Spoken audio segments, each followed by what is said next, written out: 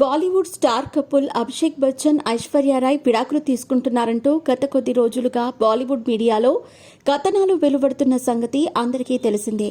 2007లో ఐశ్వర్య రాయ్, అభిషేక్ బచ్చన్ ప్రేమ వివాహం చేసుకున్నారు. వీరికి ఆరాధ్య అనే పాప కూడా ఉంది. 16 ఏళ్లు బాగానే సాగిన కాపురంలో గత కొంతకాలంగా విభేదాలు చోటు చేసుకుంటున్నట్టు తెలుస్తోంది. అభిషేక్ బచ్చన్, ఐశ్వర్య రాయ్ విడాకులు తీసుకుంటున్నారంటూ గత కొద్ది రోజులుగా బాలీవుడ్ మీడియాలో కథనాలు వెలువడుతున్నాయి.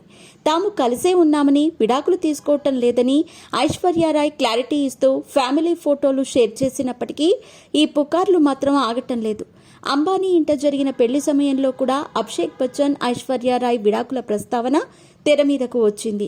ఫోటో సెషన్లో భాగంగా బచ్చన్ ఫ్యామిలీతో కాకుండా ఐశ్వర్య రాయ్ ఒక్కరే ఫోటోలు దిగటంతో మరోసారి ఈ జంట విడాకుల గురించి చర్చ నడిచింది. ఈ ఘటన తర్వాత ఐశ్వర్య రాయ్ కూతురితో కలిసి ఒంటరిగా విదేశాలకు వెళ్లటంతో మరోసారి అభిషేక్ బచ్చన్, ఐశ్వర్య రాయ్ విడాకులు తెర మీదకు వచ్చాయి.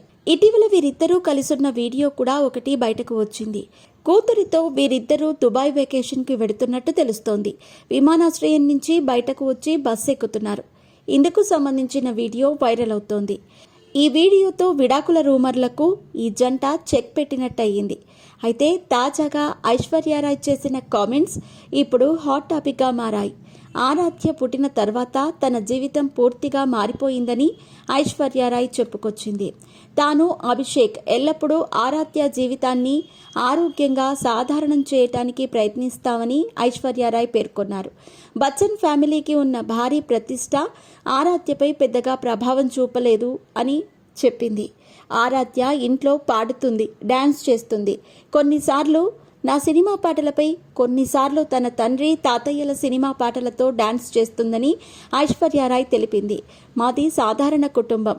మేము ఆరాధ్య చుట్టూ ఉన్న వాతావరణాన్ని వీలైనంత సాధారణంగా ఉంచటానికి ప్రయత్నిస్తామని ఆ ఇంటర్వ్యూలో తెలిపింది.